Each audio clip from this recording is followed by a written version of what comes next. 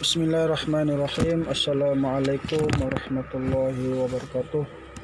Anak-anak yang dirahmati Allah Subhanahu wa taala. Jadi terlebih dahulu terima kasih kepada anak-anak yang mengikuti kelas Google Meet sebentar tadi. Jadi bagi anak-anak yang tidak sempat mengikuti kelas sebentar tadi, sedikit penerangan berhubung tajuk pembelajaran kita pada pagi ini. Untuk makluman anak-anak, kita masih lagi berada tajuk yang sama, iaitu dalam pelajaran yang ketiga, adab melayan tetamu. Cuma anak-anak sekalian, untuk minggu lepas kita sudah jelaskan kepada anak-anak berhubung tentang apa yang dimaksudkan dengan tetamu. Yang kedua, kita sudah jelaskan berhubung tentang adab melayan, tujuan kita melayan tetamu, hukum melayan tetamu, dan yang terakhir iaitu apakah adab-adab kita melayan tetamu. Itu yang kita sudah pelajari pada minggu lepas lah. Jadi untuk minggu ini masih lagi dalam tajuk yang sama. Kita lagi sambung kepada nota pembelajaran kita, dan di sini Ustaz sudah sediakan slide ringkas daripada buku teks yang Ustaz ambil, dan Ustaz sudah ringkaskanlah bagi memudahkan anak-anak supaya mudah faham. Jadi kita nampak dahulu kesinambungan dia. Kita masuk kelebihan beradab dengan tetamu. Apakah kelebihan, manfaat, kebaikan bagi orang-orang yang melayan tetamu? Yang pertama iaitu mendapat pahala dan ganjaran di akhirat kelak. Yang pertama mendapat pahala dan ganjaran di akhirat kelak. Dan yang kedua dimurahkan rezeki oleh Allah Subhanahu wa taala. Jangan kita beranggapan bila tetamu datang ke rumah kita ni dia menyempitkan rezeki kita. Sebenarnya tidak. Tetapi sebenarnya dia membagi ruang dan peluang seluas-luasnya untuk rezeki datang kepada kita lah. Dan yang ketiga iaitu disayangi Allah dan orang ramai. Bila mana kita melayan tetamu dengan baik, tak kiralah sama ada yang muslim ataupun yang non muslim, sama ada yang beragama Islam ataupun yang bukan beragama Islam. Tetapi bila mana kita memberi layanan yang adil, layanan yang saksama, maka kita ni akan disayangi Allah dan orang ramai pun akan sayang kepada kita. Itu yang ketiga. Dan yang keempat, kelebihan beradab dengan tetamu iaitu hidupnya diberkati oleh Allah Subhanahu wa taala. Maksudnya anak-anak sekalian diberkati ni maknanya apa saja dia buat dia rasa semua dipermudahkan. Apa dia nak buat Allah permudahkan apa yang dia nak. Itu yang keempat lah, maksudnya kelebihan orang yang beradab dengan tetamu. Yang seterusnya anak-anak sekalian, kita masuk kepada kesan tidak beradab dengan tetamu. Kesan yang negatif. Apa keburukan dia? Apa implikasi dia? Yang implikasi negatif sekiranya kita ni tidak beradab dengan tetamu yang datang berkunjung ke rumah kita. Yang pertama, akan dipulau dan disisihkan. Siapa yang pulau, siapa yang sisihkan? Mungkin masyarakat sekeliling kita, mungkin sanak saudara kita, mungkin kawan-kawan kita. Kenapa? Mungkin sebab kita ni tidak memberi layanan yang baik. Maksudnya bukannya layanan yang sepatutnya kita bagi. Sebaliknya bila tetamu datang, kita buat benda yang tak bagus kepada tetamu. Jadi ini menyebabkan tetamu rasa macam tak nak sudah bertegur sapah dengan kita. Akhirnya apa yang berlaku? Kita dipulau dan disisihkan. Yang kedua iaitu tidak akan dihormati dan dipandang mulia. Rasa hormat orang lain kepada kita tidak ada sudah. Kenapa? Kerana sikap kita lah. Keluarga kita datang contohnya ke rumah kita, kita buat layanan tak baik, malah kita bagi tuduhan yang tak baik, menghina dan sebagainya. Apa yang berlaku? Kita tidak akan dihormati, malah akan dipandang serong oleh keluarga, masyarakat ataupun siapa sahaja yang datang ke rumah kita. Dan yang ketiga, kesan tidak beradab dengan tetamu, iaitu tetamu tidak akan berkunjung lagi. Mungkin tetamu itu datang untuk kali yang pertama dan yang terakhir. Mungkin siapa? Mungkin dia rasa fed up, mungkin dia rasa tidak suka dengan gaya kita bila mereka datang ke rumah, kita tidak memberi layanan yang baik. Mungkin kita buat benda yang tak baik, mungkin kita mengeluarkan perkataan yang mungkin tak bagus kepada tetamu. Jadi ini menyebabkan tetamu nak datang kedua berfikir sudah. Itu kesan yang kedua. Jadi tidak adalah keberkatannya di situ. Dan yang ketiga, kesan tidak beradab dengan tetamu, yaitu boleh merenggangkan hubungan. Hubungan apa? Silaturahim. Contoh, hubungan silaturahim antara keluarga. Bila keluarga datang, kita buat benda yang tak bagus, kita cakap benda yang tak bagus kepada tetamu, akhirnya dia boleh merenggangkan hubungan. Sedangkan kita tahu, bila mana kita nak, sebenarnya tujuan utama kita nak bertandang, kita nak berkunjung, kita mungkin nak eratkan silaturahim. Tapi bila mana kita tak buat benda yang tak betul, kita buat benda yang tidak sepatutnya, akhirnya dia boleh merenggangkan hubungan. Dan yang keempat, yaitu sukar mendapat kawan. Sukar mendapat kawan. Dan yang terakhir, yaitu hidup tidak mendapat berkat. Dia buat sesuatu semua susah hati. Bila dia nak perlukan pertolongan, orang nak tolong sudah. Kenapa? Sebab kesan daripada kita tidak beradab dengan tetamu. Dan anak-anak yang sekalian, kita masuk kepada nota yang seterusnya, yaitu perilaku sebagai tetamu.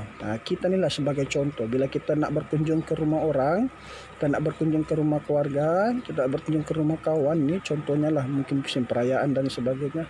Kita sebagai tetamu kena juga ada perkara-perkara yang kita perlu kena ambil tahu. Yang pertama, yaitu pilih waktu yang sesuai. Pilih waktu yang sesuai. Bila kita nak berkunjung, kita kena tengok jugalah. Jangan pula kita berkunjung sampai tengah malam.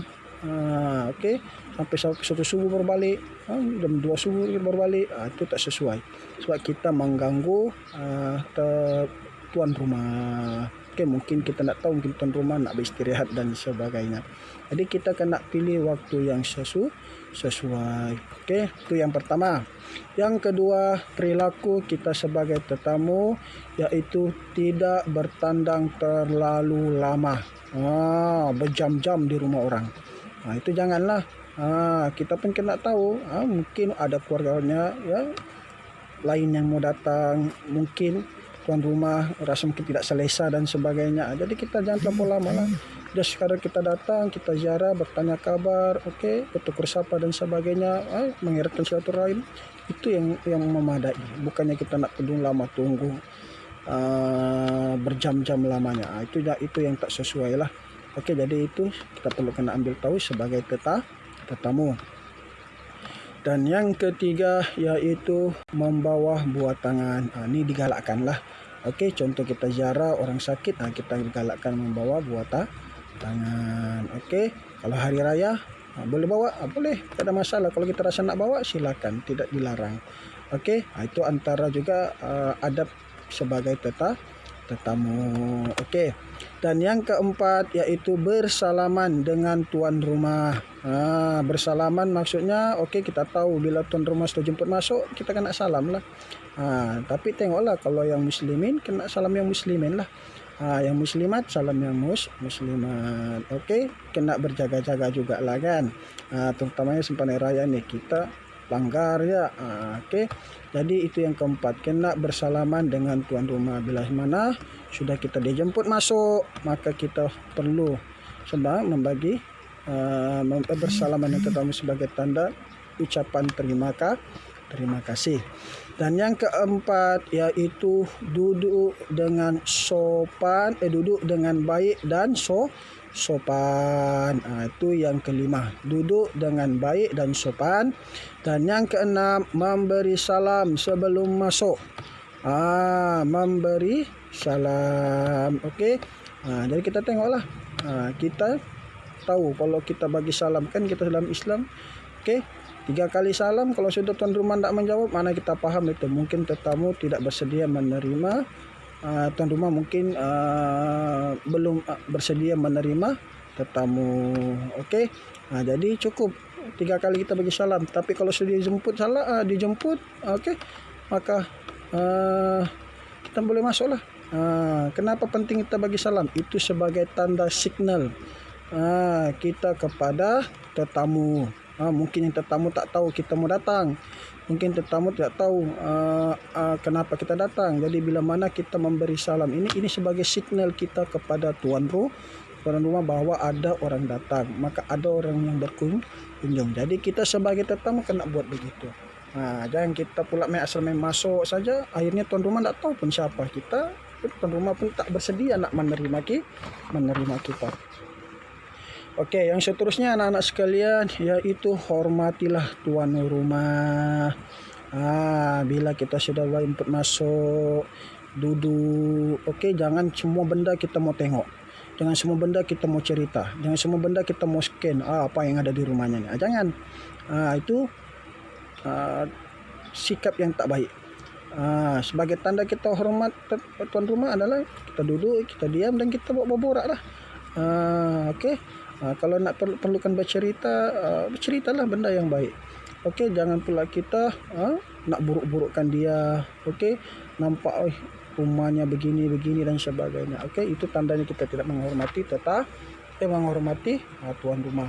Tanda yang terakhir perilaku kita sebagai tetamu iaitu jangan membuat bising. Okey, jangan membising. Taulah kita ni kan kadang-kadang ramai-ramai sudah berkumpul lupa diri sudah kan anak-anak sekalian. Jadi kita sebagai yang faham ini kena tahulah, tahu bising tu adalah perilaku yang tak baik. Jadi maka kita kena faham. Okey, kita bercerita biar ikut nada yang lemah lembut. Kita bercakap dengan suara yang kita kontrol. Jangan pula kita yang terlebih-lebih ketawa dan sebagainya.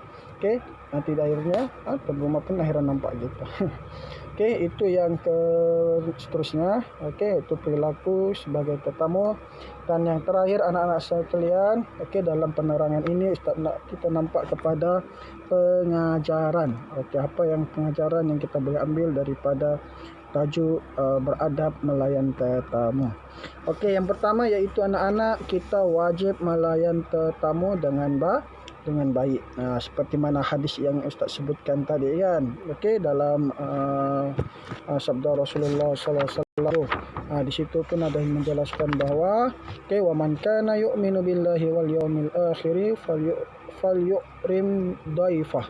Okey, sesiapa yang beriman kepada Allah dan hari akhirat maka hendaklah memuliakan tetamu. Okey, jadi kewajipan itu melayan tetamu perlu. Okey, tak kiralah dia Islam ataupun tidak. Okey, sama ada dia sebangsa dengan kita ataupun tidak. Okey, kena memberi layanan yang adil. Dan yang kedua, orang yang memuliakan tetamu adalah orang yang beriman kepada Allah. Seperti ulangan hadis yang Ustaz bacakan tadi. Dan yang terakhir, pengajaran yang kita boleh ambil daripada adab melayan tetamu ini iaitu dimurahkan rezeki dan diberkati hidupnya di dunia.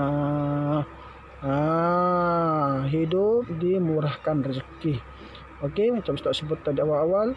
Okey, jangan kita fikir bila tetamu datang ni dia menghabiskan makanan kita, bukan.